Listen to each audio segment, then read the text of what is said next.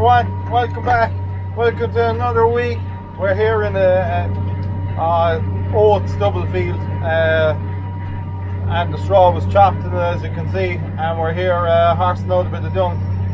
I just have a dung spreader off a good friend of ours, and thankfully he was able to let me use it for a couple of days.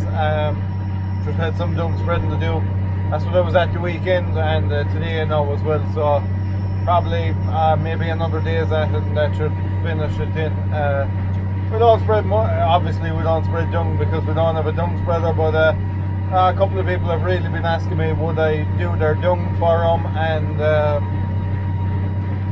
kind of tough get someone with a dung spreader at times. Kind of anyone with one really has enough of their own to do this time of the year, so just got this one for a couple of days, and we'll wipe this dung out. So it's a Keenan orbital spreader, and seems a brilliant spreader, to be fair. Very, very simple idea. Not too much to go wrong with them, as far as I can see. Maybe long term, if anyone else has here watching this has one, they can let us know, but I think it's a great spreader anyway. So a lot of people have been asking about the Fortson Major and what's the story with it. It's still there, it's still in the exact same place. Literally the last video update has been the last time I touched it, which has been, unfortunately, it has been over a year ago, but I really hope that in the next month we'll get back at it again, and maybe be able to stick at it within a few long weeks there in the shade and get it done, hopefully.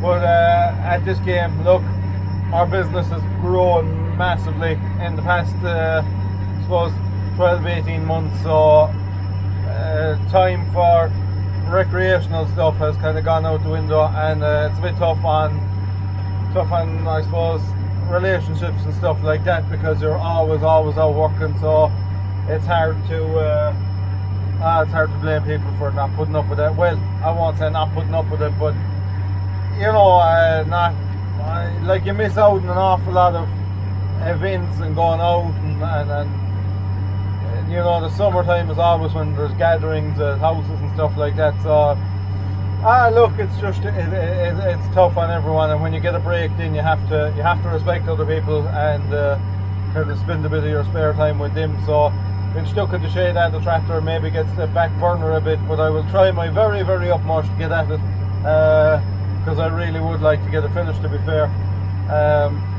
I've seen a video on YouTube there the weekend of everybody knows Even Flow at this stage, I would say, and I see he had a 135 raking, so giving us a bit of motivation again. Maybe the Fortson will be out raking at some stage, who knows. So I'm empty here, and I'm just going to head back to the yard and fill her up again.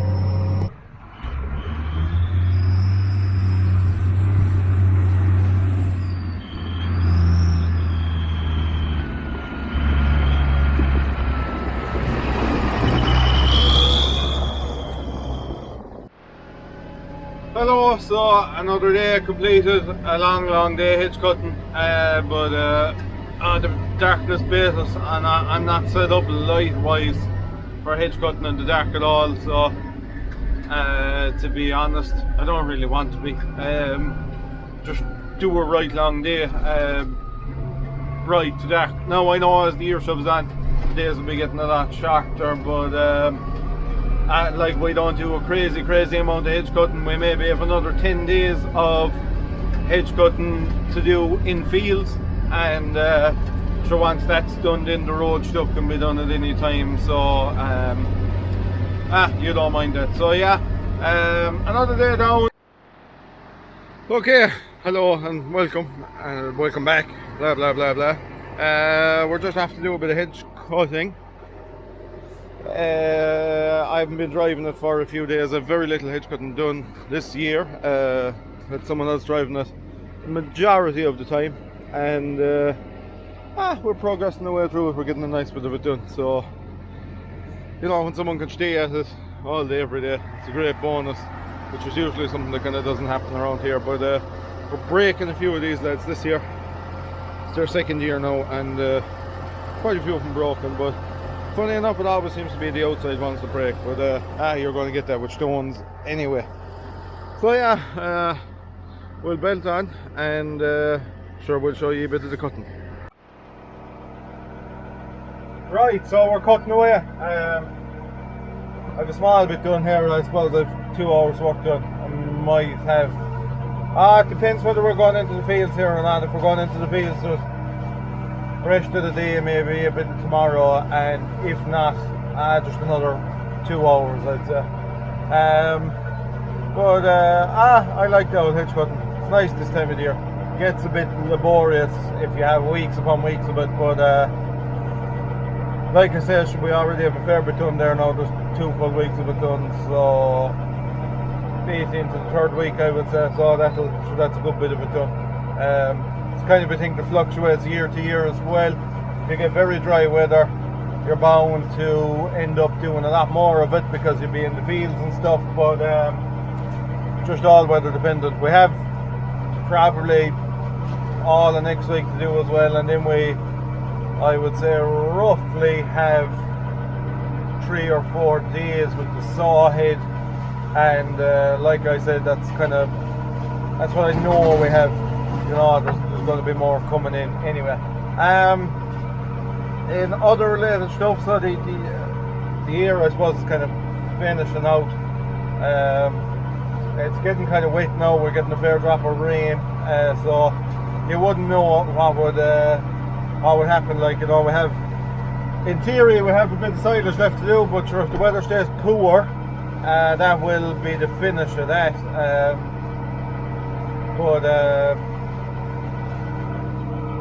So it won't be very long until we are washing down gear and putting it away for the winter and all of that. And then it won't be very long again until January comes and we start spreading slurry. So there's a couple of times this year, but you just can't believe how fast the year moves, especially when you're out working every day. So we've had we've grown an awful lot this year, and we've done an awful lot of extra work. I suppose we've taken on a few more customers, and to be fair, we are we're more or less at our max now, I'd imagine, without more staff. So what do you do there? Do you take on more people? Do you buy more gear to do, and then have to do more work to be able to pay for that gear? So or do you just try and kind of keep what you have happy? Where I would say we're extremely busy, where we're going all the time. For the amount of staff we have, like, you know, I know there's other contractors with more workers and they're obviously doing more work, but you have to cut your cloth to suit your measure, I think. And this is one of those situations where I don't think it's worthwhile expanding the business an awful lot more. If we could sustain it at this level for a good few years, I think it'd make a reasonably good living out of it, and you would you'd be able to keep your gear fresh and tidy and all that kind of thing. Because when you're doing the work with it, it's easier. You know, if you were to go out and make 4,000 bales, there isn't much of a difference in what it's going to cost you, bar your fuel and net, to make 10,000 bales, for example. So, and then when you go over 10, like we're gone over 10 this year now, it's that's real. The cost of that isn't much at all, because like at the start of the year we bought a pallet of net, and so that's gone. So well, just for instance, if I hadn't used the full pallet, I still would have had to pay for that. Now I know I wouldn't have had to buy some next year, but it was there, it was paid for, it's used. I had to get some more, fair enough, but we're stuck with the same brand of net. I didn't try any other brands. If it ain't broken, don't fix it kind of motto. And look, to be fair, our local merchant is an absolute gent, and he'll always do you a good turn, and you have to respect that too. So just stick with what he has, whatever he's happy to give me. And if I don't get any grief from it, then I'm happy to take that. So, kind of bring us on to our next point, or sort of reiterating what we were on about already. I think we are going to have to change a bit of machinery this year. And to be fair, I wasn't really planning on it, but it's just a workload, and stuff is getting older now and more worn, and you need to upgrade it. So it's looking like we will change a bit of stuff. We're looking into changing tractors. We think we'll change our Massey 6290, and we don't know what we go for. We're looking at all different kind of stuff. Personally, if it was up to me, it'd be another CVX without a doubt, because I think it'd be a lovely loader tractor. But I'm not the only one that drives them, so I have to respect other people's wishes too, because it's very, very rare that I'm driving the loader tractor, and you have to keep whoever's driving that happy. And while you know, you often have lads helping you on the weekends and stuff, and maybe thoughts of driving a Vario box or whatever would just be a bit daunting for some people when you're not used to that kind of stuff. I know I would be nervous of sitting up on someone else's tractor that I kind of knew nothing about, so that has to come into it too. So I don't know. Look, a lovely tractor. Supposed to be very comfortable. We'll keep looking, we'll keep rooting, whether it'll be from this country or abroad, I don't know. We'll see. But a lot of people have asked about, you know, what's the story with importing a tractor and stuff like that, and I kind of haven't really given much of an answer. At some stage, I won't give an answer, but what we will do is we'll go out there sometime and we'll film the trip, and we'll show you kind of dealers over there and stuff like that, you know, because I know that interests an awful lot of people, so it'll be worthwhile documenting it, I think, anyway. So yeah, I think that's probably one of the things we will change. Will probably be the Massey. Tractor's 2000 or 2001, I think, so it's 20 years old now.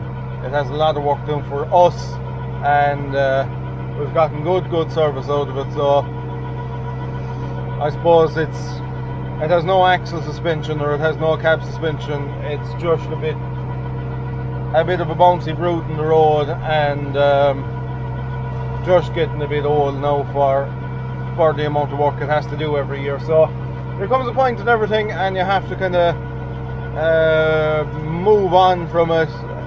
It'll be like these girls someday, no matter how high tech they are, or how sophisticated they are, or how good condition they are, there will come a point someday where they're just going to be too old to be mainline tractors, really. And that will be a very, very tough decision to make when that day comes, because unless I can find really, really low-powered ones somewhere, it's going to be very, very hard to replace these. So I don't know, we'll keep our eyes open, keep our ears open, and see what's out there, and see what we'll go for. We were never really, shall we say, brand loyal or loyal to any particular machine, so we'd be open to anything, and we'd research most yokes, you know. Over the years I've picked up friends in the trade and stuff like that, and to be fair now, nearly every make, every common make, there's someone I can ring and ask, oh, what about such and such a model, and they'll say, yeah, look, the early ones were poor, or there was a change came in a certain year, or make sure it has this hydraulic pump or something like that, you know. And that advice is much appreciated from a lot of people, because without that you could end up buying something that's not really suitable, and transpires then that it's not very desirable to sell again, so you could just end up with the wrong thing. So it's good to have friends in the trade, definitely.